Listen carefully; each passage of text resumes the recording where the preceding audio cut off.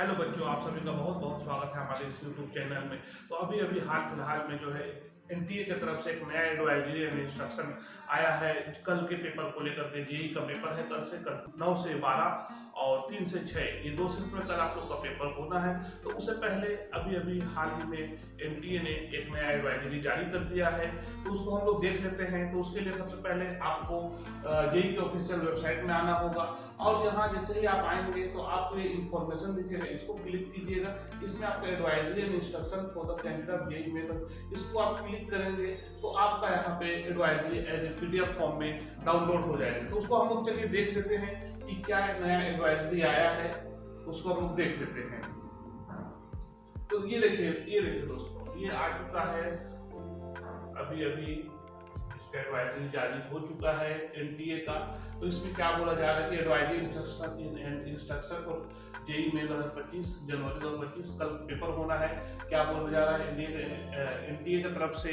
बोला ये जा रहा है कि dear candidate, we hope that you have downloaded your admit card. आपने अपना डाउनलोड कर लिया होगा और अच्छे से प्रिपेयर होंगे और उसके लिए आपने date, shift, course and venue and test centre सब की आपको जानकारी हो चुका होगा। तो उसके लिए क्या बोला रहा है कि kindly keep in mind the following. अपने कुछ बातें आप इंपॉर्टेंट चीज जो है उसको याद रख लीजिए। तो इसमें क्या बोला जा रहा है कि आप सबसे पहले अपना चेक कर लीजिए एडमिट कार्ड में डेट ऑफ एग्जामिनेशन, कब आप किस डेट में आपका एग्जाम होना है, 22 तारीख 24 को कब होना है। उसके बाद शिफ्ट क्या है, टाइमिंग ऑफ टेस्ट क्या है, वेन्यू क्या है, रिपोर्टिंग टाइम एट सेंटर, आपको कितने बजे रिपोर्टिंग करना है। उसके साथ साथ गेट क्लोजिंग टाइम का क्या है वहाँ पे, क्योंकि इसमें ये होता है कि आपको अगर रिपोर्टिंग टाइम नहीं मालूम होगा, मोस्टली क्या है 7 बजे का आपका रिपोर्टिंग टाइम होगा और आपका 9 बजे पेपर स्टार्ट होना है, तो आप 7 बजे वहाँ पहुँच जाइए। फिर गेट क्लोजिंग टाइमिंग क्या है, वो 8:30 बजे है, 8 बजे है, क्या है उस टाइमिंग को आप देख लीजिए, है ना। उससे पहले आपको वहाँ पे पहुँचना होगा। बहुत से वहाँ पे प्रोसेस होते हैं, इस वजह से आपको बोला जा रहा है। उसके साथ साथ इसमें एक इम्पोर्टेंट पॉइंट ये है कि the candidate were advised to register through Aadhaar. जो आधार के साथ रजिस्टर किए हैं वो अपना आधार कार्ड लेकर गए, और जिन्होंने आधार के साथ अपना रजिस्टर नहीं किया है उनको जो है एक नॉन आधार डिक्लेरेशन फॉर्म दिया गया है, उसको भर करके जाएंगे वो एग्जाम सेंटर में। ठीक है, तो ऐसे करके पूरा आपका एक अच्छा से डिटेल आया हुआ है, आप इसको देख लीजिए। और क्या बोला जा रहा है कि आपको अपने साथ क्या क्या इंपॉर्टेंट डॉक्यूमेंट कैरी करना है। आपको अपना एडमिट कार्ड डाउनलोड करके ले जाना है जो क्लियर रहे और A4 साइज में होना चाहिए और कलर प्रिंट होना चाहिए। यहाँ पे बहुत से बच्चों का डाउट आता है कि सर हम कलर प्रिंट लेके जाएं कि नॉर्मल लेके जाएं, तो आपको यहाँ पे स्पेशली बोल दिया गया है colour print out A4 size का लेकर के जाना है आपको। और मैं आपको बोलूंगा कि आप अपने कम से कम 2 सेट लेकर के जाएं। क्या पता कभी कुछ एक सेट में कुछ गड़बड़ी हो जाता है सिग्नेचर करने में या फोटो चिपकाने में या लेफ्ट हैंड थंब इंप्रेशन में, तो आप कम से कम 2 लेकर के जाएं ताकि वहां आपको फिर दौड़ भाग की जरूरत ना पड़े। और इसमें क्या बोला जा रहा है कि एटलीस्ट 2 पासपोर्ट फोटोग्राफ आपको लेके जाइए। 1 पासपोर्ट साइज फोटोग्राफ जो आपका सेम होना चाहिए, जो आपने अपना एप्लीकेशन फॉर्म में जो फिल किया है वैसा पासपोर्ट फोटोग्राफ आपको लेके जाना है। और कम से कम 2 लेके जाए। एक आपको क्या करना है कि अटेंडेंस शीट जो मिलेगा सेंटर में, जब आप एग्जाम दे जाएंगे तो वहाँ पे आपको अटेंडेंस शीट मिलेगा जो सिग्नेचर एंड आपको अपना फोटो चिपकाना होगा, तो वो आपको अपना फोटो वहाँ पे पेस्ट करना होगा आपको। तो एटलीस्ट 2, 3, 4 कम से कम आप अपने पास रखिए। क्या पता आपको एक आपको अपना एडमिट कार्ड है उसमें भी लगाना है, तो उसमें एक लगाना है, एक आपको यहाँ पर अटेंडेंस शीट में देना है। तो आप अपने साथ 2 लेकर के ही जाएं, साथ ज्यादा पॉसिबल हो 3-4 भी लेके जाए। क्या पता कुछ एक फॉर्म में कुछ गड़बड़ी हो गया तो आप दूसरा तुरंत लगा दें, तो अगर गड़बड़ी हो जाता है मानिए तो आपको फिर दौड़ना भागना पड़ेगा, उस चक्कर में आपकी एग्जाम में दिक्कतें होंगी। तो आप अच्छे से प्रिपेयर हो जाइए। एंड एक valid photo ID full proof as uploaded in application only in original. आपको अपना आईडी, जब आप एग्जाम फॉर्म फिल कर रहे थे तो वहां पे पूछा गया था कि आपके पास क्या आईडी है, तो वही आईडी प्रूफ आपको लेके जाना है। अगर आपने आधार कार्ड से फिल किया है तो आप अपना आधार कार्ड लेके जाइए। अगर आपने अपना पासपोर्ट के थ्रू अगर आपने फिल किया है तो पासपोर्ट लेके जाइए। अगर आप जो है वोटर आईडी कार्ड के थ्रू, ड्राइविंग लाइसेंस के थ्रू किए हैं तो वो लेकर के जाइए, और ये ओरिजिनल होना चाहिए, फोटोकॉपी नहीं होना चाहिए।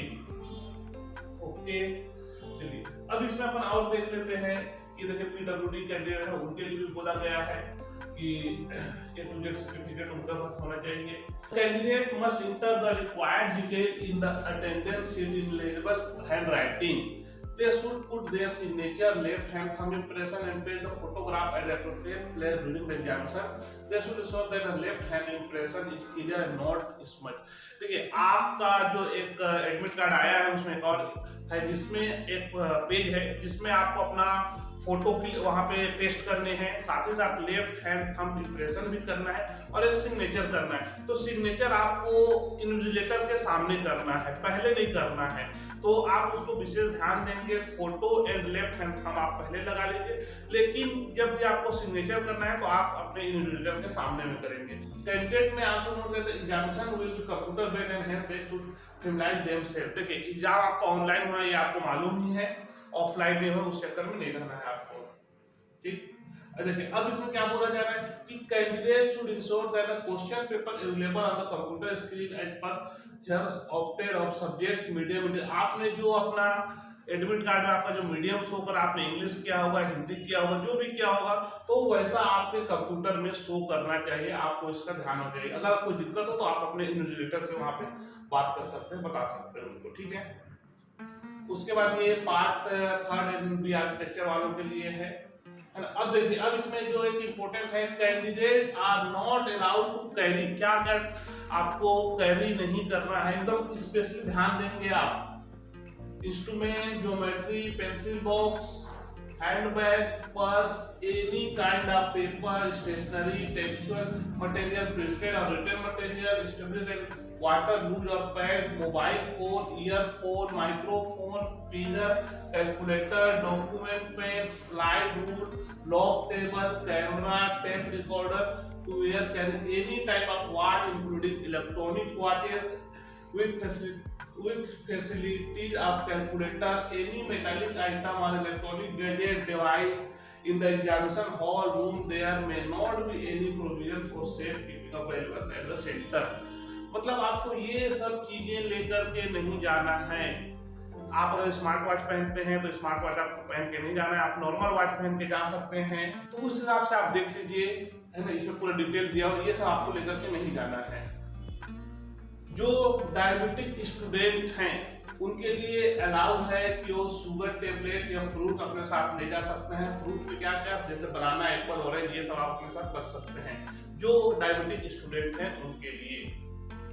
अब देखिए एक और बात इसमें यह है कि apart from the biometric attendance and physical entry, if a candidate goes for bio break toilet he should undergo the mandatory physical biometric। इसमें ये बोला जा रहा है कि जब आप फर्स्ट टाइम एंट्री करेंगे एग्जामिनेशन सेंटर में, एग्जामिनेशन हॉल में, तो वहां पे आपका एक बायोमेट्रिक अटेंडेंस बायोमेट्रिक लिया जाएगा, अटेंडेंस होंगे और उसके बाद आपको एग्जाम देना रहेगा। और उसके बाद अगर आप बीच में फिर से वॉशरूम वगैरह के लिए अगर आप जाते हैं, फिर जब आप आएंगे तो आपको दोबारा जो है फिर से बायोमेट्रिक्स आपको कराना पड़ेगा, तब जाकर के आपको बैठने की परमिशन मिलेगी।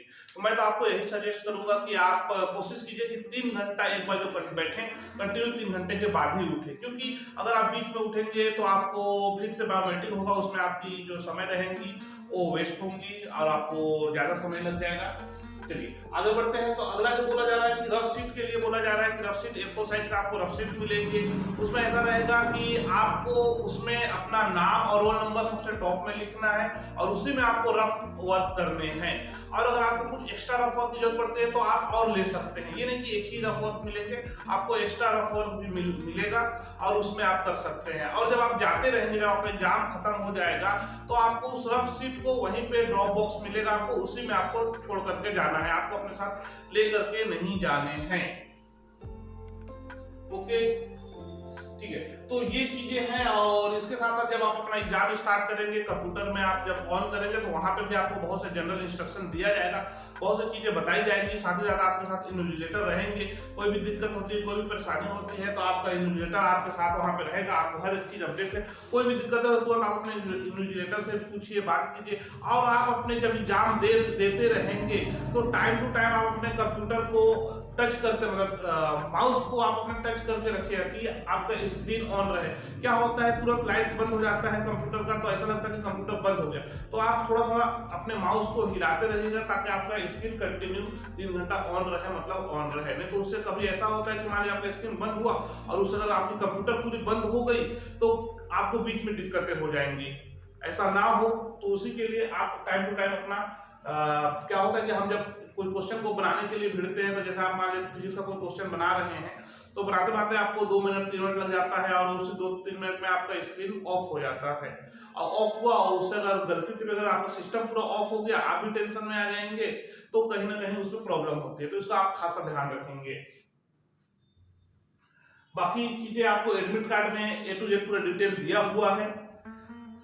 और साथ ही साथ अगर आपको कोई और दिक्कतें होती हैं तो इसमें आपको NTA का एक ऑफिशियल नंबर दिया हुआ है और उसका ईमेल आईडी दिया है। अगर आपको ऐसा कुछ प्रॉब्लम है तो आप आज कुछ आपकी कोई डाउट क्लियर नहीं हुई है तो आप आज मेल करके या इस नंबर पे कांटेक्ट करके जानकारी ले सकते हैं। तो चलिए बच्चों, तब तक के लिए आप लोग को बहुत बहुत शुभकामनाएं। All the best. अच्छे से लग के एग्जाम दीजिए और माइंड को एकदम कूल रखिए, टेंशन फ्री रहिए, कुछ आपको सोचना नहीं है, एकदम फ्रेश माइंड से आज आपको रखना है। आज 21 है, कल 22 है। जिनका भी पेपर है कल सुबह 7 बजे आप अपने एग्जाम सेंटर में पहुंच जाइए। और जो दूर दराज वाले हैं अगर उन्होंने अपना एग्जाम सेंटर अभी तक देखा नहीं है, एक बार भी नहीं गए, तो या तो आप खुद जाकर के देख लीजिए या कोई भी बड़े भैया बड़े कोई भी लोग हैं आपके साथ दोस्त हैं तो आप उनको एक बार पता कर लीजिए अपने एग्जाम सेंटर के बारे में और वहाँ का पूरा नॉलेज रखिए। क्योंकि कल आप जैसे सुबह सुबह जिनका एग्जाम होगा और सुबह 7 बजे आपको वहाँ पे पहुँचना है, 7 बजे 7:30 बजे तक आपको वहाँ यहाँ पहुँच ही जाने हैं, क्योंकि आपको वहाँ पे बहुत से प्रोसेस होने हैं, बायोमेट्रिक्स वगैरह होना है, तो आपको कहीं लेट ना हो जाए। और सुबह सुबह कुछ हल्का डाइट्स वगैरह लेकर के जाए, नाश्ता वगैरह करके जाए, खाली पेट जाएंगे आपको वहाँ से 12:30 बजे निकलने का मौका दिया जाएगा। तो उस टाइम आपको भूख लगेगी तो आपको फिर पेपर नहीं बनेगा। तो खासा ध्यान रखें अपने खान पान का भी, अच्छे से ब्रेकफास्ट वगैरह ले करके जाएं और उसके साथ साथ कूल माइंड से आप अपना पेपर दें। और फिर बस यही है। ऑल द बेस्ट तब तक के लिए। मिलते हैं फिर कल के वीडियो में।